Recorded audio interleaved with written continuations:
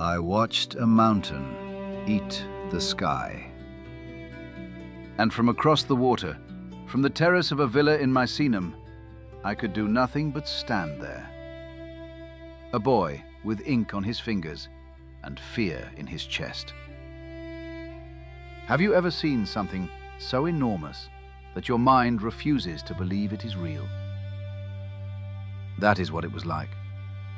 The whole southern horizon turned black in the middle of the afternoon. My name is Gaius. People would later call me Pliny the Younger. But on that morning, I was just a student. 17 years old, reading Livy in the shade of a courtyard while the sun heated the stone. The villa belonged to my uncle. He was the commander of the Roman fleet at Misenum, the greatest naval base in the empire. My uncle was the most curious man I ever knew. He kept notebooks the way other men keep weapons, dozens of them, filled with observations about plants and clouds and the habits of dolphins. That morning I could hear the sea. The bay was flat and silver, and the fishing boats moved across it like insects on glass. My mother sat nearby, mending a tunic. The slaves carried water from the well. Somewhere in the kitchen, bread was being pulled from the oven. A normal day, the kind you forget the moment it ends. Except this one would never end. Not for me. Misenum sits on a rocky headland at the northern curve of the Bay of Naples. From the terrace, you can see the whole bay, the islands, the fishing villages clinging to the coast. And there, to the southeast, rising above everything like a sleeping god, was Vesuvius. It was green then. Vineyards climbed its slopes. Farmers praised the soil. The wine from Vesuvius was cheap and strong, and everyone drank it.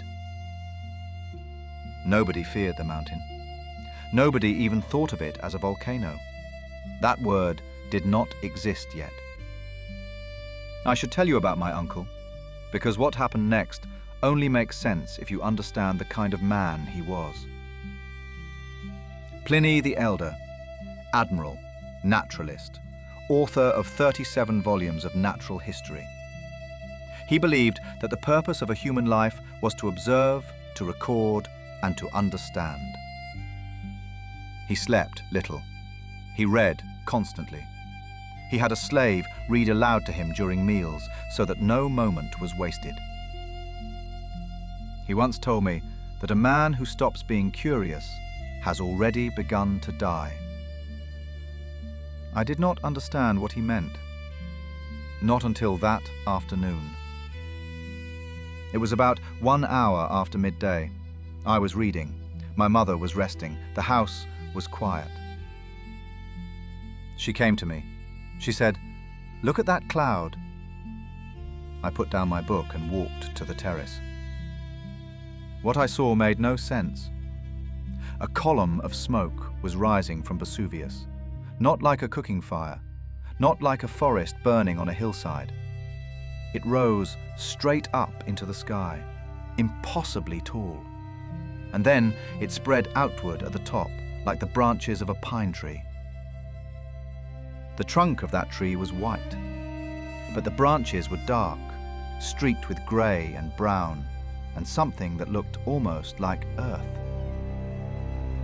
It kept rising. It did not stop. I remember thinking it was the most extraordinary thing I had ever seen. And I remember the exact moment that wonder turned to fear. My uncle saw it too. His reaction was not mine. Where I felt dread, he felt excitement.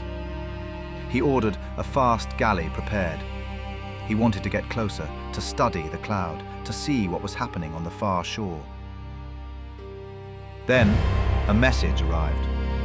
A woman named Rectina, who lived at the base of the mountain, had sent a slave by boat. She was begging for rescue. The roads were blocked. The only escape was by sea. My uncle changed his plan. He ordered the entire fleet, not one ship, but many. He was no longer going as a scientist. He was going as a savior. I wanted to go with him. He told me to stay, to keep studying. He said I would thank him later. I watched his ship pull away from the harbor, the oars cutting the water in rhythm. That was the last time I saw my uncle alive. The afternoon changed. The cloud over Vesuvius had grown until it covered the sun. On the far side of the bay, I knew, the cities of Pompeii and Herculaneum were directly beneath it. I tried to keep reading. The words meant nothing. My eyes moved, but my mind was on the water. By evening, the earth began to shake. Not a single jolt, but a long, rolling tremor that made the walls groan. Water in the courtyard fountain sloshed over the rim and darkened the stone. My mother gripped my arm and said we should leave. I told her to wait. I told her the tremors would stop. They did not stop. Through the night, the shaking continued. It came in waves. The walls creaked. Plaster dust fell from the ceiling and landed in my hair and on the pages of my open book. Outside, I could hear people shouting, dogs barking. Somewhere a donkey screamed and would not stop. I moved my lamp closer to the page and tried again to read. This is what I did when I was afraid. I read, as if the words of dead men could hold the living world together. Then the ash began to fall. It started softly, like grey snow. I held out my hand and caught a flake, and it was warm. Then it came heavier. Within an hour, the courtyard was covered. The ash did not melt. It piled up, dry and gritty, and it smelled of sulfur and something metallic, something I had never smelled before. I tied a cloth over my mouth. My mother did the same.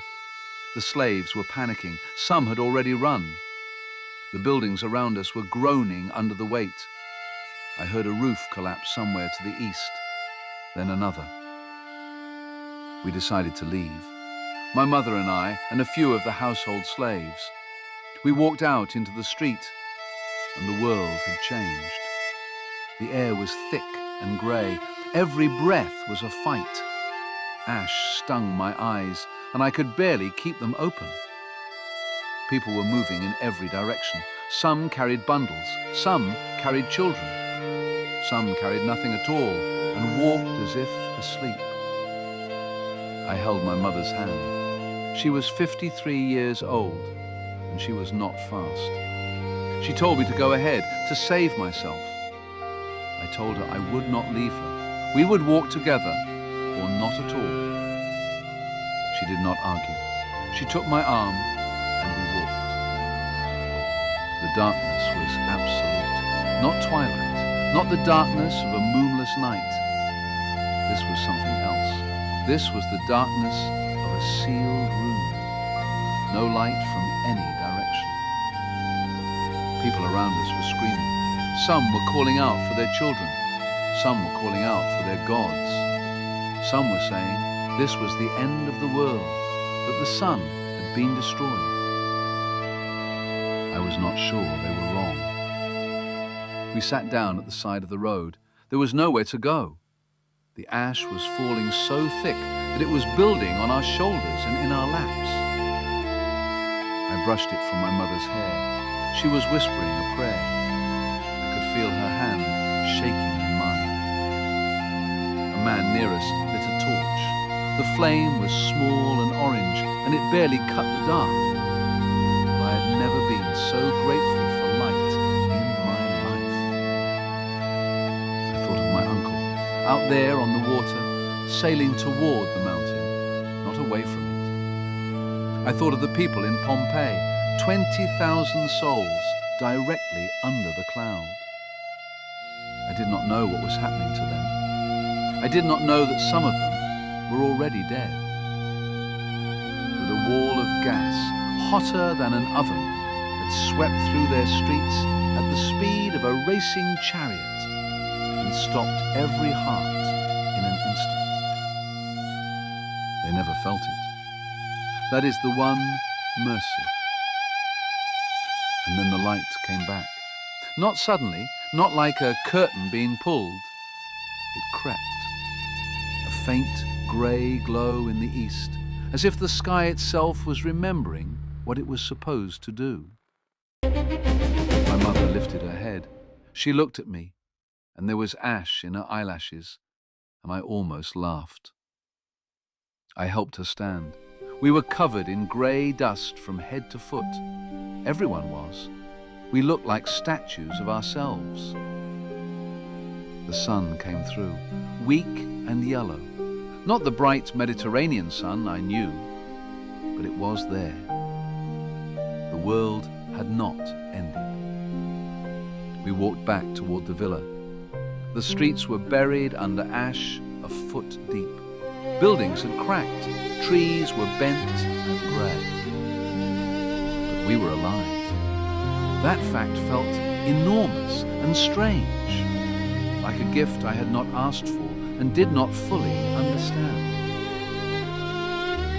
The news about my uncle came 2 days later. He had reached the shore at Stabiae, south of Vesuvius. He had refused to leave while others were still in danger. He had gone to sleep in a friend's house while the world shook apart around him. In the morning, his companions found him. He was lying on the beach, still and quiet. The air had killed him. The volcanic gases that drifted across the water in the dark. He was 55 years old. I grieved for him. I grieve for him still. But I also understood something. He had sailed toward the danger, not away from it. He had risked his life because someone on the far shore was afraid and alone and had asked for help. That is not the story of a man who gave up. That is the story of a man who chose something larger than himself. Years later, the historian Tacitus asked me to write down what I remembered. I sat at my desk with a fresh piece of papyrus and a steady hand. And I did what my uncle taught me. I observed, I recorded, I told the truth. The city of Pompeii was buried under 6 meters of ash and stone. The world forgot it existed. 17 centuries passed. The fields above it were planted with crops. Houses were built. People walked over the streets of the dead and never knew. Then, in 1748, a team of workers digging a canal struck something hard beneath the soil. A wall, painted with bright colours that had not faded in nearly 2,000 years. They kept digging. They found streets, shops, a bakery with loaves still in the oven, a fountain with a bronze spout shaped like a dolphin. They found the people. Not bones, not dust, shapes. Hollow spaces in the hardened ash where bodies had